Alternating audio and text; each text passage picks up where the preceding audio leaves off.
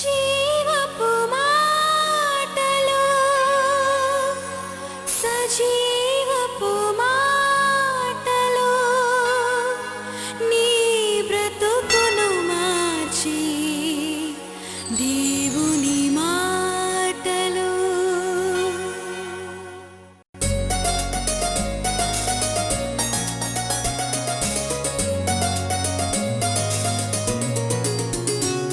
నిరాశలను తొలగించి జీవపు మాటలు నిరీక్షణను కలిగించి దేవుని మాటలు నిన్ను బ్రతికించి నిన్ను రక్షించి నిత్య జీవమునొసగే జీవపు మాటలు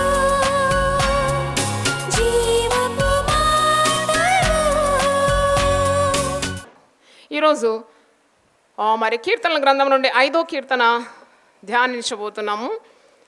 మరి ఈ కీర్తనలో ఈ విధంగా చూస్తున్నాము, శత్రువులు చాలా బాధ పెడుతున్నారు కాబట్టి ఈ భక్తుడు ఉదయకాలమే లేచి దేవుని సన్నిధిలో ప్రార్థన చేస్తున్నాడు. 5వ కీర్తన 1వ వచనం, యెహోవా నా మాటలు చెవిని పెట్టుము, నా ధ్యానము మీద లక్ష్యం ఉంచు. నాకు చెవి పెట్టు ప్రభువా, నా ప్రార్థన, నా బాధ చాలా తీవ్రంగా ఉంది, మాటల్లో కూడా నేను చెప్పలేను, అందుకే నా ధ్యానం మీద నీవు లక్ష్యము ఉంచు. కొన్నిసార్లు ప్రార్థనలో మాటలు రావు, కొన్నిసార్లు మనకు ప్రార్థనలో మాటలు రావు, కానీ పరిశుద్ధాత్ముడు మనకు సహాయం చేస్తాడు. ఉచ్చరింప శక్యము కానీ మూలుగులతో ఆత్మ తానే మన పక్షం అందుండి విజ్ఞాపన చేస్తుంది. హల్లెలూయా.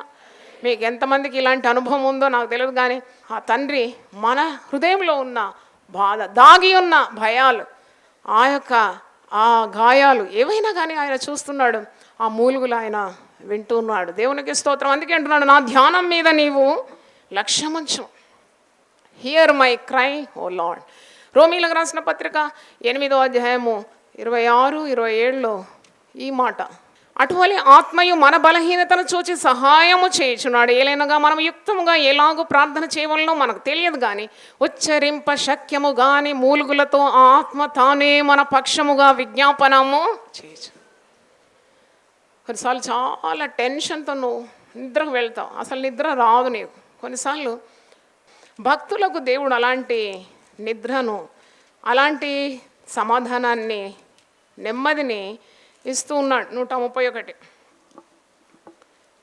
యెహోవా నా హృదయం అహంకారం గలది కాదు, నా కన్నులు మీద చూచినవి కావు, నాకు అందని వాటి ఎందైనా గొప్ప వాటి ఎందైనా నేను అభ్యాసం చేసుకునట్లేదు. నేను నా ప్రాణమును నిమ్మళపరుచుకొని ఉన్నాను, సముదాయించుకొని ఉన్నాను.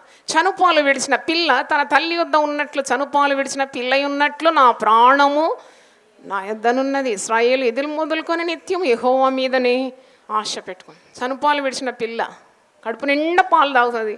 తల్లి పాలు పిల్ల తాగిన తర్వాత కళ్ళు మీద తేలేస్తుంది, గుడ్డు తేలేసి తెల్ల గుడ్డు వేసేసి హాయిగా 2 చేతులు అటు ఇటు పడేసి, కాళ్ళు అటు పడేసి హాయిగా నిద్రపోతుంది. అలాంటి సమాధానము దేవుడు తన బిడ్డలకు అనుగ్రహించగలడు. దేవునికి స్తోత్రం. మరి ఆయన అలాంటి సమాధానం ఇస్తాడు. ఎవని మనస్సు నీ మీద ఆనుకొని ఉండునో వాని పూర్ణ శాంతి గలవానిగా చేస్తాం. హల్లెలూయా. అందుకే అంటున్నాడు, నా ధ్యానం మీద నువ్వు లక్ష్యమే, నా నోటి మాటలు ఉంటే దాని మీద నువ్వు మరి దానికి చెవి పెట్టు అని ప్రార్థిస్తున్నాను. అంత బాధ ఉందన్నమాట. దావీదు ఎప్పుడు శ్రమల్లో దేవునికి మొరపెట్టడం, స్తుతించడం, ఇవన్నీ మనం చూస్తాం. దినమునకు నేను 7 మార్లు స్తుతిస్తున్నాను అంటాడు. దినమునకు 3 మార్లు నేను ప్రార్థన చేస్తున్నాను. ఉదయము, మధ్యాహ్నము, రాత్రి వేళ సాయంకాలం ప్రార్థిస్తున్నాను. ప్రార్థన అనేది దేవునికి భక్తునికి ఉన్న సంబంధమై ఉన్నది. ప్రార్థన ద్వారానే భక్తుడు నెమ్మది పొందుతున్నాడు. 2వ వచనం, నా రాజా, నా దేవా, నా ఆర్తధ్వని ఆలకించుము, నిన్నే నేను ప్రార్థన చేయుచును. నా రాజా, నా దేవా. రాజు అనగానే మీకు అర్థం కావాలి, అన్నిటి మీద ఆధిపత్యము, అధికారము గలవాడు. ఎప్పుడైతే నువ్వు నా రాజా అని ప్రార్థన చేస్తున్నావో ఆయన అధికారానికి నీవు లోబడుతున్నావని అర్థం. హల్లెలూయా. ఆయన ప్రభుత్వానికి నువ్వు అంగీకరిస్తున్నావని అని అర్థం. నా రాజా, నా దేవా అని సంబోధిస్తున్నాడు. దేవుడు శాశ్వతమైన రాజు, అని దావీదుకు తెలుసు. ఆయన రాజా అన్నప్పుడు అన్నీ దేవుడు చూసుకుంటాడని, శక్తిగల నాయకుడు నీకున్నాడని, ఆయన సెలవు లేకుండా నీకు ఏది సంభవించదని, అన్నీ ఆయన చిత్త ప్రకారమే నీ జీవితంలో జరుగుతుందని నీవు అలాగ పిలుస్తున్నావు. నా రాజా, నా దేవా, నిన్నే నేను ప్రార్థన చేసు. నా రాజా, నా దేవా, జీవము గల దేవుడు, నీ సన్నిధికి మేము వెళ్తున్నాం. నువ్వు మాట్లాడే దేవుడు, మూగవానివే కావు, వింటావు, నువ్వు చెవిటి వాడవు కావు, హస్తము చాపి సహాయము చేస్తావు, నీ హస్తం ఎప్పుడు కుర్చా కాదు. జీవం గల దేవుణ్ణి ఆరాధిస్తున్నాం కదా, ఒకలాంటి ఒక భారం పెరిగిపోయింది, గుండె బరువెక్కిపోయింది. ఇంకా ఎంత సేవ చేస్తే మరి జనాలు రక్షణ మార్గంలో వస్తారు. అంధకారంలో ఉన్నారు, మూగ విగ్రహాలను పూజిస్తూ ఉన్నారు, కుడి ఎడమలు తెలవకుండా ఉన్నారు. మనకైతే గొప్ప వెలుగు, మీ వెలుగు చూపెట్టండి ఒకసారి. హల్లెలూయా. ఓ గొప్ప వెలుగు, ఇది గొప్ప వెలుగు. ఈ వెలుగులో నువ్వు నడుస్తూ ఉన్నావు కదా, ఎంత అద్భుతం. ఇర్మియా గ్రంథం 10వ అధ్యాయం ఇర్మియా, ఇశ్రాయేలు వంశస్థులారా, యెహోవా మిమ్మల్ని గూర్చి సెలవిచ్చిన మాట వినుడి. యెహోవా సెలవిచ్చినది ఏమనగా, అన్యజనముల ఆచారములను అభ్యసింపకుడి. ఆకాశమందు అగపడు చిహ్నములకు జనములు భయపడును, అయితే మీరు వాటికి భయపడకుడి. జనముల ఆచారములు వ్యర్థములు. అడవిలో ఒకడు చెట్టు నరుకున్నట్లు అది నరకబడును. అది పనివాడు గొడ్డలితో చేసిన పని. వెండి బంగారముల చేత పనివారు దాన్ని అలంకరింతురు. అది కదలకయుండునట్లు మేకులు పెట్టి సుత్తెలతో బిగగొట్టి దాన్ని నిలుపుదురు. అవి తాటి చెట్టు వలె తిన్నగా ఉన్నవి, అవి పలుకవు, నడవనేరవు గనుక వాటిని మోయవలసి వచ్చును. మనల్ని మోసేది ఎవరండి? దేవుడు. అన్యజనులేమో దేవుళ్ళని మోస్తున్నారు, దేవుడేమో మనల్ని మోస్తున్నాడు. హల్లెలూయా. కనుక వాటికి భయపడకూడదు. అవి హాని చేయనేరవు, మేలు చేయట వాటి వలన కాదు. చూడండి, విగ్రహ పూజ గురించి పరిశుద్ధ గ్రంథం చాలా రోషం గల దేవుడు. సత్యదేవుని వదిలిపెట్టి నీవు విగ్రహాల తట్టు తిరిగినప్పుడు ఎంత హాని నీకు కలుగుతుంది. 10వ వచనం మొదలు, యెహోవాయే నిజమైన దేవుడు. అందరు కలిసి చదువుదాం. యెహోవాయే నిజమైన దేవుడు, ఆయనే జీవము గల దేవుడు, సదాకాలము ఆయనే రాజు. ఆయన ఉగ్రతకు భూమి కంపించును, జనములు ఆయన కోపమును సహింపరు. ఇంకా చాలా ఉన్నాయి చదవడానికి. ఇంకొక కార్యం అర్థమైతే చాలు, జీవం గల దేవుని బిడ్డలమై మనం ఉన్నాం. ఆయన మనకు రాజుగా ఉన్నాడు, సదాకాలము రాజు. ఆయన సర్వలోకానికి రాజు అయి ఉన్నాడు. దేవునికి స్తోత్రం. హల్లెలూయా. రాజు అంటే ఆయనకు ఒక రాజ్యం ఉందన్నమాట. ఆ రాజ్యం కొరకే మనం ఎదురు చూస్తున్నాము. దేవునికి స్తోత్రం. హల్లెలూయా. కనుక 3వ వచనం 5 కీర్తన 3, యెహోవా ఉదయమున నా కంఠస్వరము నీకు వినబడును, ఉదయమున నా ప్రార్థన నీ సన్నిధిని సిద్ధము చేసి కాచి. దేవా, నీకు రాత్రి వేళ నేను మొర పెడతాను, సాయంకాలం నీకు మొర పెడతానని కాదు. ఏ పనిలో నేను దిగకముందే, ఎలాంటి లోకరీతిగా ఉన్నా, మరి పరిశ్రమలకు నేను అడుగు పెట్టకముందే, నేను ఉదయముననే నీ సన్నిధిలో నా కంఠస్వరము వినిపిస్తాను. నా కంఠస్వరము నీకు వినబడాలి అంటే ఉదయమున లేచి మనం ఎన్ని మాటలు మాట్లాడతాం కదా, పాలోడు రాకుండా వానితోటి, న్యూస్ పేపరు, పనామెతోటి మాటలు కాకముందే, అంటే ఇవేవి కూడా నీ జీవితంలో ప్రవేశించకముందే ఉదయకాలం అప్రశస్తమైన సమయం దేవునితో గడుపుతున్నావు. దేవునికి నీ కంఠస్వరాన్ని వినిపిస్తున్నావు. ఉదయమున నా ప్రార్థన నీ సన్నిధిని సిద్ధము చేసి కాచి ఉంచు. 119వ కీర్తన 147వ వచనం చూడండి. Psalms 119:147. తెల్లవారక మునుపే నేను మొరపెట్టి తిని నీ మాటల మీద ఆశ పెట్టుకొని ఉన్నాను. నీవిచ్చిన వాక్యము నేను ధ్యానించటకై నా కన్నులు రాత్రి జాములు కాకమునిపే తెరుచుకుందాం. ఇంకా చీకటిగా ఉన్నప్పుడే, సూర్యుడు ఇంకా ఉదయించక ముందే ఆశతో కనిపెడుతున్నాడు. దేవుని స్వరం నేను వినాలి, మరి నేను దేవుని మాటలు వినాలి, దేవుని మాటల మీద నేను ఆశ పెట్టుకొని ఉన్నాను. దావీదు కూడా అదే అనుభవం, ఉదయకాలం లేవడం. మీరు 57వ కీర్తన 8వ వచనం చూడండి. Psalms 57:8. నా ప్రాణమా మేలుకొనుము, స్వరమండలమా సితారా మేలుకొనుడి, నేను వేకువనే లేచాను. లేస్తా. వేకువ లేచే అనుభవము దావీదుకున్నది. 88:13 చూడండి. Psalms 88:13. యెహోవా నీతోనే మనవి చేయుచున్నాను, ఉదయమున నా ప్రార్థన నిన్ను ఎదుర్కొను. హల్లెలూయా. 4 గంటలకు కొందరు లేస్తారు. లేచి వాళ్ళకున్న మరి బరువులంతా దేవుని మీద వేస్తారు. నీ భారం యెహోవా మీద మోపు, ఆయన నిన్ను ఆదుకుంటాడు. ఉదయం 5 గంటలకు లేస్తారు, కొందరు 6 గంటలకు లేస్తారు. అట్టి కుటుంబాలన్నీ కూడా బాగుపడిపోతుంది. God will definitely bless such families. They are plugged with God. They have influence with God. They pray to God. They seek His help. ఆయన సహాయం కోరుతున్నారు కాబట్టి దేవుడు దీవిస్తాడు. కానీ చాలా సోమరి వాళ్ళు ఉంటారు. ఉతక మీద తలుపు తిరుగును, పడక మీద సోమరి తిరుగుతున్నాడు. ఉతక మీద తలుపు తిరిగినట్టు పడక మీద సోమరి తిరుగుతున్నాడు. సోమరి ఏమీ పొందుకోడు, నిద్ర మత్తు చింపి గుడ్డలు ధరించడానికి కారణమైపోతుంది. 4వ వచనం, నీవు దుష్టత్వము చూచి ఆనందించు దేవుడవు కావు. ఇది బాగా గుర్తుపెట్టుకోవాలి అందరూ విశ్వాసులు. చెడుతనం చూసి ఆనందించే దేవుడు కాడు. God will never wink at sin అంట. దేవునిలో ఏ చెడుతనము లేదు. ఆయన వెలుగై ఉన్న దేవుడు, ఆయనలో చీకటి ఎంత మాత్రము లేదు. ఆయన వెలుగులో నడుచుకోవడానికి మనల్ని పిలుస్తున్నాడు. ఆయన అంటున్నాడు, నేను లోకమునకు ఏమై ఉన్నాను, వెలుగై ఉన్నాను. మీరు కూడా లోకానికి ఏమై ఉన్నారు, వెలుగై. కాబట్టి పాపానికి చోటు లేదు. పాపం ఒకవేళ నీలో ప్రవేశించిన వెంటనే దేవుని సన్నిధిలో నువ్వు మొరపెట్టాలి. పశ్చాత్తాపడమే దేవునికి ఇష్టం. You have to repent for your sin. అంటే ఆయనలో ఏ చెడుతనం లేదు, ఆయనలో ఏ పాపం లేదు. కాబట్టి పరిశుద్ధుడైన ప్రభు నీలో ఎలాగుంటాడు. అందుకే పాపము మాత్రమే నిన్ను దేవుణ్ణి ఏం చేస్తుంది, దూరం separates. Sin always separates you from God. 5వ వచనం, డాంభికులు నీ సన్నిధిని నిలవలేరు, పాపం చేయి వారందరూ నీకు ఆశ. డాంభికులు ఎవరు? డాంభికులు అంటే మరి పాపం చేసి కూడా హృదయంలో రొమ్ములో పాపము కప్పుకొని వారు ఒకవేళ నీతిమంతులుగా ఉండడానికి ప్రయత్నిస్తుంటే అటువంటి వారంటే దేవునికి అయిష్టం. ఎందుకంటే పాపం ఒప్పుకొని దాన్ని విడిచిపెట్టు వారే దేవునికి ఇష్టం. దేవుడు ఎప్పుడు కూడా వినయము గల వారి మధ్యలోనే ఆయన నివసిస్తూ ఉన్నాడు. మహోన్నతుడైన దేవుడు ఆయన సమీపింపరాని తేజస్సులో ఉన్న దీనుల ఎడల వినయము గల వారి మధ్యలో ఆయన నివాసము చేస్తున్నాడు. దేవునికి స్తోత్రం, హల్లెలూయా. కనుక నీవు డంభము చూపరాదు, తగ్గించుకొని ఉండాలి, పాపం చేయకూడదు. ఎందుకంటే నువ్వు దేవునికి అసహ్యుడుగా మారిపోతావు. 6వ వచనం, అబద్ధమాడు వారిని నీవు నశింపజేయదు. అబద్ధమాడు వారంటే దేవునికి ఇష్టం లేదు. ఎందుకంటే దేవుడు సత్యవంతుడు కదా, ఆయన సత్య స్వరూపియగు దేవుడు. ఆయనలో అబద్ధానికి చోటు లేదు. కాబట్టి నువ్వు అబద్ధమాడుతూ సత్య దేవుణ్ణి ఎలా కొలుస్తావు? You cannot do both. కనుక అబద్ధమాడేవాడు ఒకడు ఉన్నాడు. ఎవడు వాడు? సాతాను. ఆయన పేరేంటి? అబద్ధికుడు, అబద్ధములకు జనకుడు అని పేరు. ఫాదర్ ఆఫ్ లైస్ అంటావు అని పేరు, సాతాన్ పేరు.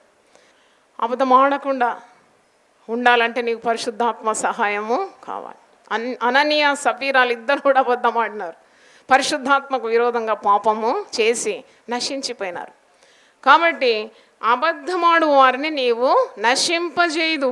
కపటము చూపి నరహత్య జరిగించువారు యెహోవాకు అసహ్యులు. అన్ని పాపాలు, దేవునికి ఇష్టమైన కార్యాలు చేసి దేవునితో మనము మరి సహవాసం కలిగి ఉండలేము అని అర్థం.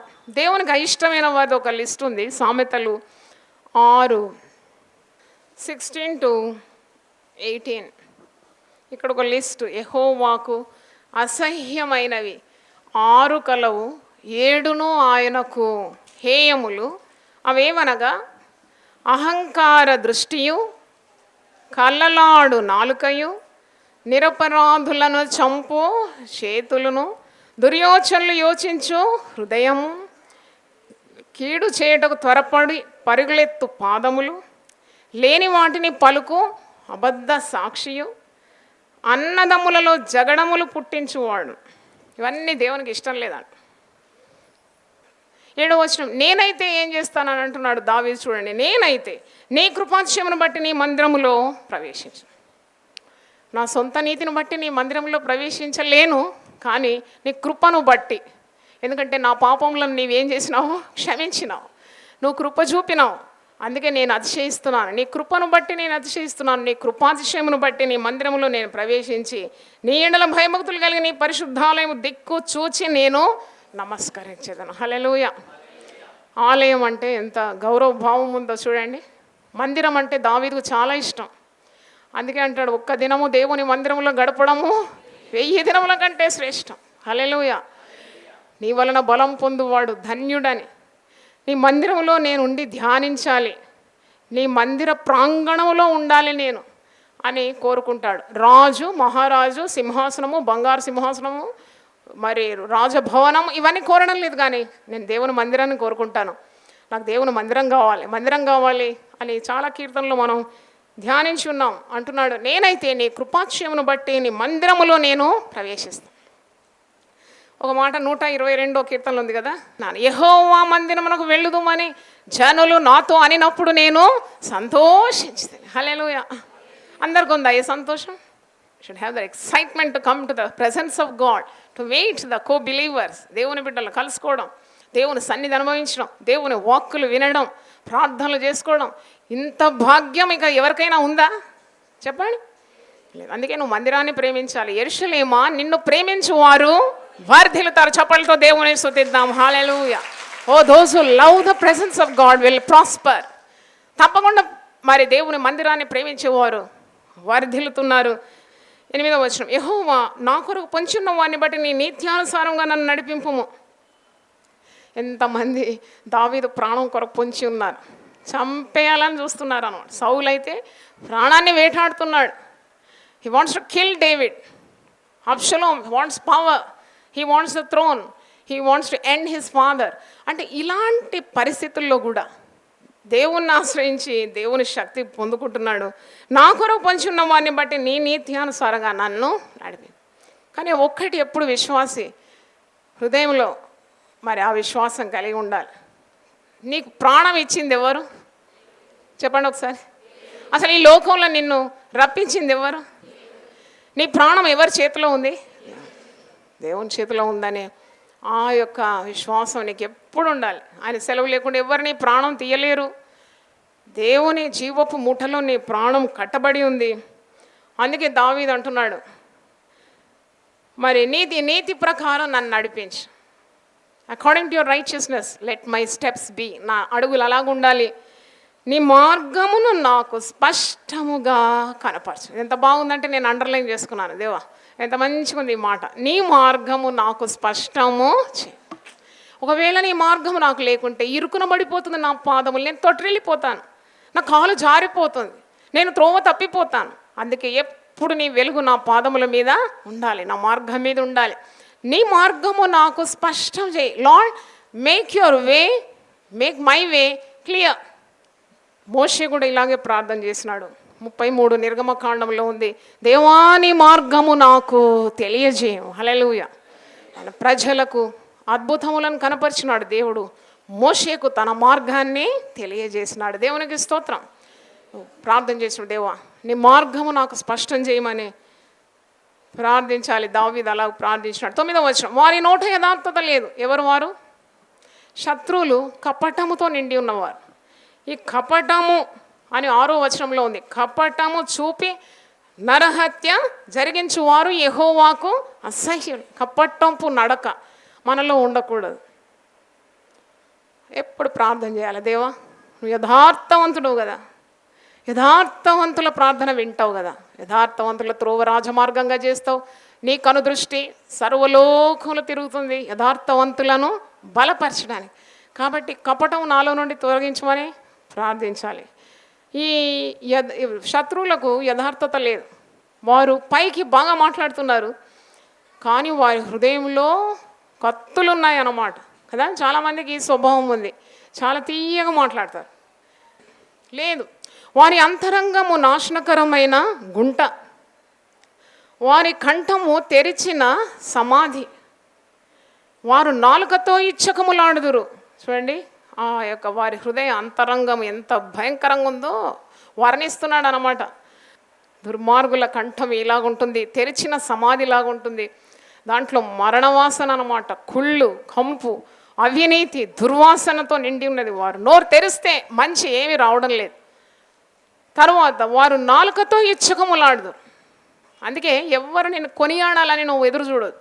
ప్రభు మెచ్చుకొని వాడు ధన్యుడు. చప్పట్లతో దేవుని స్తుతించండి. హల్లెలూయా. ఓ గాడ్ షుడ్ కమెండ్ యూ. అంతే, నీ మెప్పు దేవుని దగ్గర నుండి రావాలి. అందుకే మనుషులు ఎవరని పొగడాలని, కొనియాడాలని, నిన్ను గుర్తించాలని ఎప్పుడు కోరద్దు విశ్వాసి. అంటే నువ్వు దేవుని దృష్టి నీ మీద ఉన్నదని నీ పనులు ఉండాలి. ఇలాంటి వారిని కనిపెట్టాలి. 19వ వచనం, దేవా వారు నీ మీద తిరుగుబడి ఉన్నారు, వారిని అపరాధులుగా తీర్చు. ఇది శత్రువుల విషయం ఉన్న ప్రార్థన అన్నమాట. క్రొత్త నిబంధనలో మనం ఇలా ప్రార్థన చేయడం లేదు. కానీ ఆ పాత నిబంధనలో యేసు ప్రభు లేని రోజులు, అంటే నాకు అనిపిస్తుంది we are so blessed, more blessed than David, because David doesn't know Jesus, we have Jesus in us. Hallelujah. యేసు మనలో ఉన్నాడు. ఈ లోకమును జయించిన జయశాలి మన హృదయంలో ఉన్నాడు. అందుకే మనకింత శక్తి, శత్రువులను ప్రేమించడానికి, శత్రువులను దీవించడానికి, శత్రువుల కొరకు ప్రార్థన చేయడానికి మనం ఆత్మ బలము కలిగి ఉన్నాం. దావీదుకు యెహోవా దేవునితోనే ఉంది బంధం.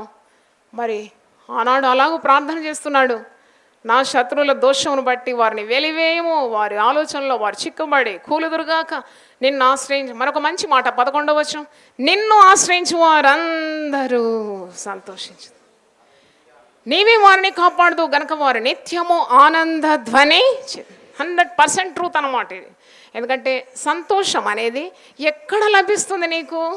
కానీ దేవుని కలిగి ఉండడం ఎంత గొప్పది. ఆయన నీ స్వాస్థ్యము, నీ పాలు అయి ఉన్నాడు, నీ సమస్తం అయి ఉన్నాడు. నీకు భయమే లేదు, సంతోషమే, సమాధానమే, ఆనందమే. ఆ సంతోషం ఎప్పుడు పోతుందంటే దేవునికి అవిధేయత చూపి పాపం చేసినప్పుడు ఆ సంతోషాన్ని నీవు కోల్పోతున్నావు. Pure joy comes from God. అంటే ఆ సంతోషము, ఆ ఉత్సాహము, ఆనందము ఇవన్నీ దేవుని ఆశ్రయించే వారికి లభిస్తుంది. దేవుడే వారిని కాపాడుతున్నాడు. వారు నిత్యము ఆనంద ధ్వని చేయదు. శ్రమలకు భయపడరు కదా విశ్వాసం.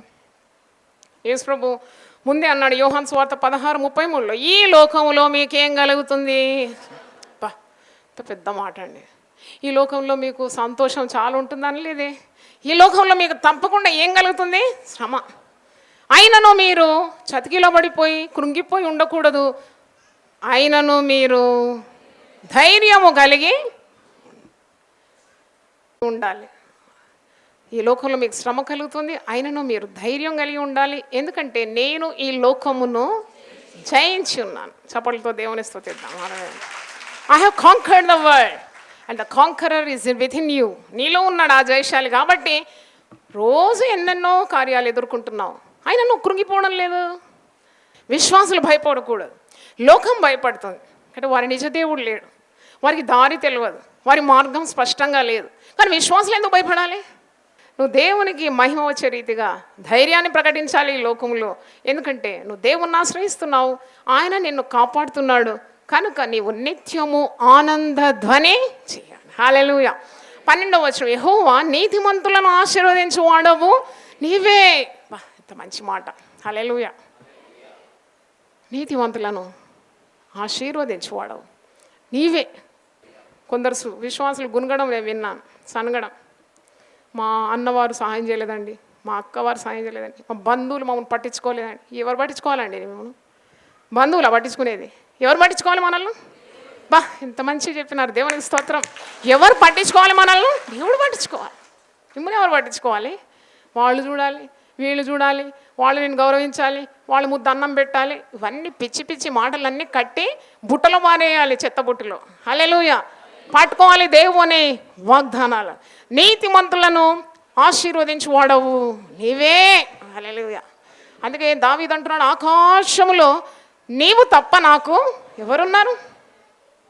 నీవుంటే నాకు ఈ లోకంలో ఏది కూడా అక్కర్లేదు అని చెప్తున్నాడు. 12వ వచనం, కేడంతో కప్పినట్లు నీవు వారిని దయతో కప్పుదు. కావున నీ నామమును ప్రేమించువారు నిన్ను గూర్చి ఉల్లసించు. దేవుని నామాన్ని ప్రేమిస్తున్నావు, దేవుని గుణాతిశయములను హత్తుకుంటున్నావు. చూడండి, నామముల ద్వారా విజయం కదా, అది దేవుడే నాకు దర్శనం ద్వారా బయలుపరిచినాడు. ఇది స్తుతులు కాదు, 1000 నామములు దేవునికి ఉన్న బిరుదులు. అంటే ఆయన గుణాతిశయములను ప్రచురం చేస్తున్నాం. అంధకారము నుండి ఆశ్చర్యకరమైన వెలుగులోకి నడిపించిన వాణి గుణాతిశయములను ఈ లోకానికి చాటిస్తున్నాం. అంటే దేవుని నామం ఇది భూదిగంతముల వరకు వెళ్ళిపోతుంది. ఆయన నామము ఎంత గొప్పది. యెహోవా నీ నామము ఎంత ప్రభావము గలది. హల్లెలూయా. మరి ఈ నామాన్ని నువ్వు ప్రేమించి ఆయనను గురించి ఉల్లసిస్తున్నావు.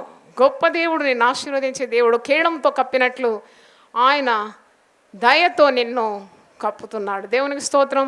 దేవుడి వాక్యాన్ని దీవించునుగాక. ప్రార్థన చేసుకుందాం. హల్లెలూయా. ప్రతి ఒక్కరు కూడా ప్రార్థించండి. కృపగల దేవ, శత్రువుల కొరకు కూడా మేము ప్రార్థించే జ్ఞానం మాకు దయచేయండి. వారిని ప్రేమించి దీవించడానికి ఉన్న సిద్ధ మనసు మాకు దయచేయండి. నువ్వు గొప్ప దేవుడవు అని, నీతిమంతులను ఆశీర్వదించి వాడవు నీవే అని మేము తెలుసుకున్నాం. ప్రభువా, నీవు మాకుండగా మాకిక ఈ లోకంలో ఏది అక్కర్లేదు. ప్రభువా, సహాయం దయచేయండి. నీ వాక్యం ప్రతి హృదయంలో దూసుకొని పోయిందని మేము నమ్ముతున్నాం.